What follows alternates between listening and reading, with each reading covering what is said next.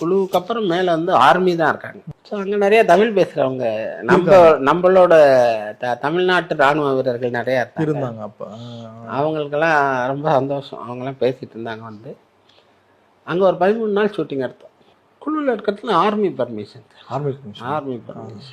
ஆர்மிக்கு எழுதி போட்டு அவங்கள்ட்ட பர்மிஷன் வாங்கணும். அவங்க பர்மிஷன் இல்லைன்னா உள்ளே விட மாட்டாங்க. இந்த போனவொன்று நம்ம ஆட்கள்லாம் நமக்கு வந்து இந்த சாப்பாடுலாம் வேணாம் அப்படி இப்படின்ட்டாங்க. ஆனால் நாங்கள் வந்து ஏற்பாடு பண்ணது என்னென்னா, அங்கே மேலே லஞ்ச் அப்படின்றதுக்கு வந்து 2 பிரெட் டோஸ்ட்டு, ஒரு 4 பீஸ், 2 ஆம்லெட்டு, 2 பனானா, ஒரு ஆப்பிள், இதுதான் நாங்கள் சூஸ் பண்ணது. அவங்க என்ன நினச்சிட்டாங்க, நாங்கள் சீப்பாக பண்ணணுன்றதுக்காக அப்படி பண்ணுறோன்னு நினச்சிட்டாங்க. எங்களுக்கெல்லாம் வந்து சாப்பாடு வேணும்ட்டாங்க. நாங்கள் கீழே வந்து குழுவில் வந்து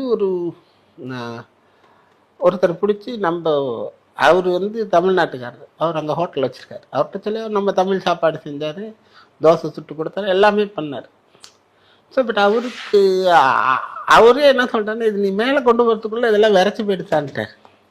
அப்போ சொன்னால் கேட்கல. நான் சொல்லிட்டேன், இப்போ அப்புறம் என்ன திட்டக்கூடாது அப்படின்னு சொல்லிட்டு 3ஆம் நாள் எல்லாருக்கும் சாப்பாடு கொடுத்து அனுப்பினேன். அங்கே ஒருத்தரால் கூட சாப்பிட முடியல. திருப்பி 4ஆம் நாள்லேருந்து நான் சொன்னதுக்கு வந்துட்டாங்க.